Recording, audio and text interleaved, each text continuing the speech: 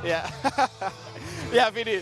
Aduh, lega suasananya pokoknya. Kalau suasana di sini penontonnya sih rame banget. Udah pada naik ke atas panggung semua nyanyi-nyanyi. Ini lagi lagunya Coklat.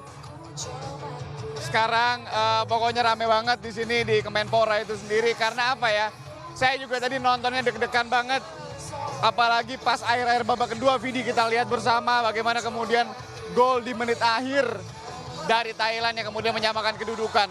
Mirip-mirip gol-golnya itu mirip-mirip, rasa-rasa kontroversinya ada di situ karena memang waktunya sudah panjang sekali. Kemudian Thailand berhasil menyamakan kedudukan. Masalahnya ini menyamakan kedudukan. Jadi terpaksa kita harus menuju ke extra time tadi. Nah, ini dia. Ini dia adalah suasana asli sekali bagaimana kemudian perayaan yang dilakukan oleh supporter, masyarakat, warga Jakarta kebanyakan yang nobar di Kementerian Pemuda dan Olahraga Republik Indonesia malam ini. Tadi berkumpul sekitar jam 7, kemudian ada beberapa acara dan langsung nonton bareng di sini. Ini merupakan sebuah prestasi besar tentunya. Terima kasih bagi para punggawa Garuda Muda Timnas Indonesia yang baru saja meraih kembali medali emas